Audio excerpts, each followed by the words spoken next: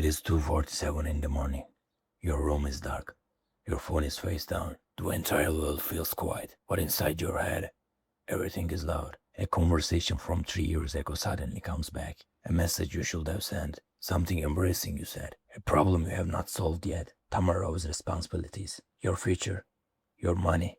Your relationships. One thought becomes five. Five thoughts become 50. And before you know it, you are lying in bed, wide awake, having a full argument with yourself. You tell yourself to stop thinking, but the harder you try to stop, the louder your mind becomes. Why does this happen? Why can't you survive an entire busy day without thinking about something? And then suddenly remember it the moment your head hits the pillow. Why does your brain become a courtroom, a time machine, and a disaster simulator at night? The answer is not that you are broken, and it's not because you are weak. Your mind is doing something very human. It is trying to process what the noise of today did not give it time to process. Tonight we are going to explore why your mind refuses to shut up at night, why embracing memories return, why small problems feel huge after midnight, why scrolling makes everything worse, and what you can actually do when your brain starts talking too loudly. During the day, your attention is constantly being pulled in different directions. Messages, work, school, traffic, people talking, notifications, small problems that need quick answers. Your brain is busy reacting. It does not always have time to sit down and think deeply. The night arrives, the message slows down, the room gets darker, the people around you go quiet, and suddenly there is space. For the first time all day, your thoughts are not competing with the outside world. They are competing with each other. That is why silence can feel peaceful for some people, but uncomfortable for others. Silence does not create every thought. It makes the thoughts easier to hear. Imagine shaking a bottle of water filled with dirt. During the day, the bottle is constantly moving. Everything stays mixed together. But then finally you put it down. The dirt slowly starts to settle. Your mind can be like that. At night, all the unfinished emotions, the unanswered questions, and the things you ignored during the day begin to rise to the surface. That awkward moment from years ago. It was probably already somewhere in your memory. Night did not create it. Night simply gave it a microphone. There are two major ways the mind can keep itself awake. The first is worry. Worry usually looks forward. What if I fail? What if something goes wrong tomorrow? What if I made the wrong choice? What if this problem never goes away? The second is called rumination. Rumination looks backward. Why did I say that? Why did they treat me like that? Why did I not do something differently? Why do I keep making the same mistakes? Where is your brain trying to predict the future? Rumination is your brain replaying the past. Both can feel useful because they make it seem like you are working on the problem. But most of the time, you're not solving anything. You're just repeating the same thought from a different angle, like walking in circles inside a locked room. Researchers often describe this kind of nighttime mental activity as cognitive arousal. That means your body may be tired, but your mind is still active, still alert, still searching and researching, still trying to make sense of something. And that is one of the worst combinations for sleep. Your body is asking for rest, but your mind is acting like there is an emergency. Have you ever noticed that a problem can feel manageable at 3 p.m., but impossible at 3 a.m.? At night, the same thought can become darker, more personal, more dramatic. A small mistake becomes proof that you ruined everything. A short reply from someone becomes proof that they secretly hate you. A difficult task becomes proof that your future is falling apart. But here is the important part. Night does not make those thoughts more true. It just removes the things that usually keep them in perspective. During the day, you can talk to someone. You can go outside. You can work on the problem. You can get new information. At night, you are often alone with the same question, but no new answer. So your brain keeps checking it again and again and again and again. It is like refreshing the same page, even though nothing new is going to appear. That is why late night thinking can feel so convincing.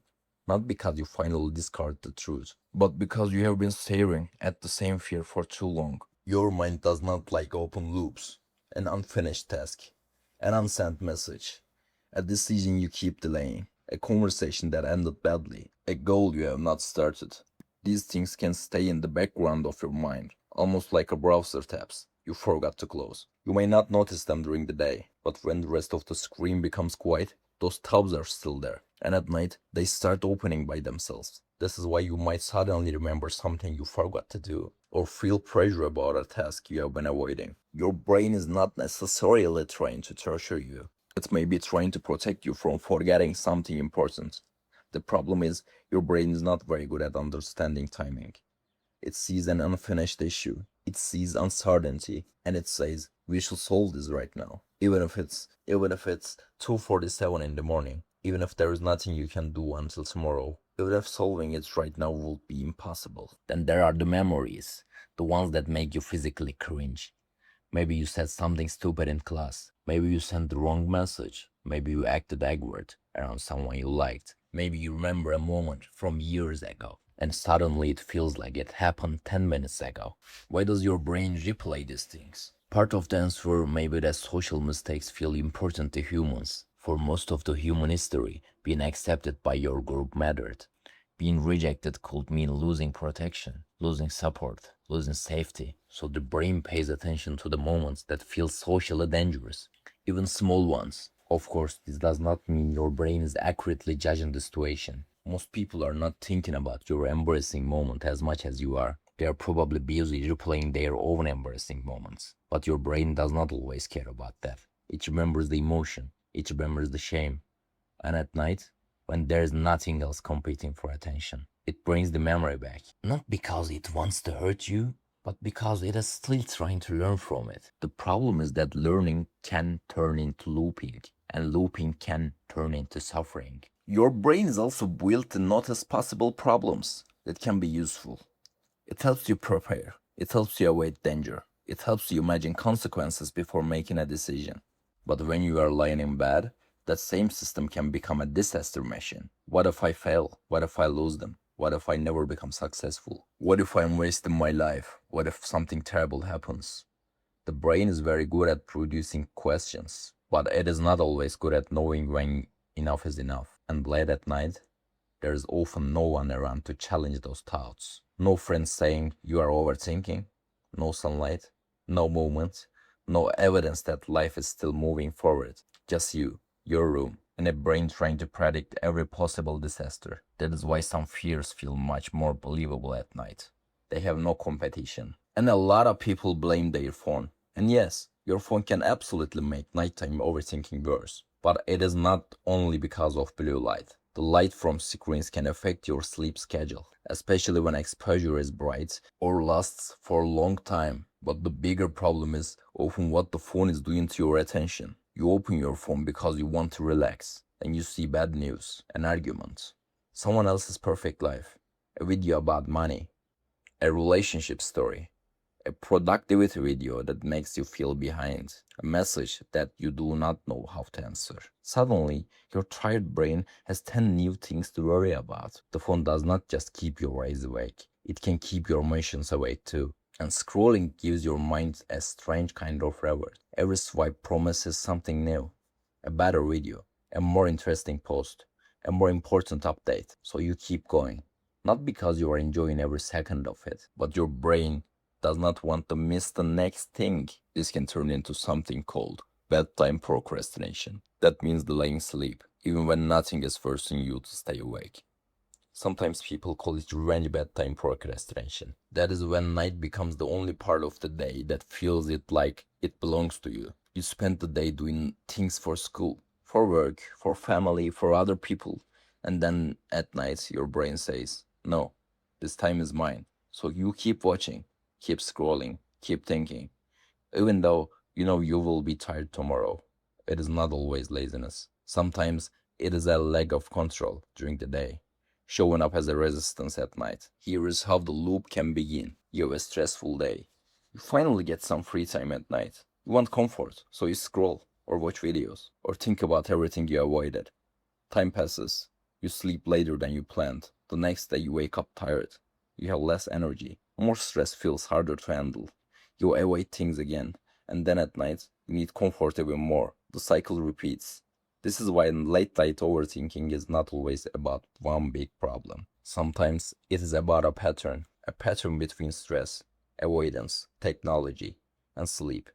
The good news is that patterns can be changed, not in one perfect night, but step by step. The first thing that can help is simple. Get the thoughts off your head before you get into bed. Take a piece of paper. Write down everything your brain keeps repeating. Your tasks, your worries, your unfinished conversations, your plans for tomorrow. Do not try to make it beautiful. Do not try to solve every problem. Just move it from your mind onto the page. Then separate it into two parts. Things I can do tomorrow and things I cannot solve tonight. That small difference matters. Because the brain often keeps repeating something when it's afraid you will forget it. Writing it down sends a message. I saw this. I did not ignore it. We can come back to it tomorrow. And the second thing is to give your day an ending. A lot of people close their laptop, but their brain never gets the message that the day is over. Try creating simple shutdown ritual. It can be 10 minutes. Put your phone away. Lower the lights. Prepare one thing for tomorrow. Maybe your clothes, maybe your first task, maybe a glass of water beside your bed. Then do something boring and calm. Read a few pages. Listen to quiet music. Stretch. Take a warm shower. The goal is not to force sleep. The goal is to stop sending your brain new problems. The third thing is to label the thought. Instead of saying, this problem is destroying me, try saying, I am having a worry thought, or I am replaying a memory, or my brain is trying to predict the future again.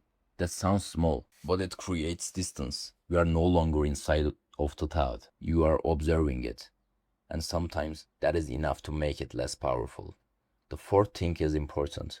Do not turn your bed into a battlefield. If you are lying there for a long time, arguing with yourself, checking the clock, and trying to force sleep, your brain can start associating bed with stress. For persistent insomnia, one evidence-based approach is to get out of the bed when you cannot sleep. Do something quiet in low light and return when you feel sleepy again. The point is not punishment. The point is to teach your brain that the bed is for rest, not for fighting with your thoughts. And finally, remember that some nights will still be difficult. You are not failing because your mind gets noisy sometimes.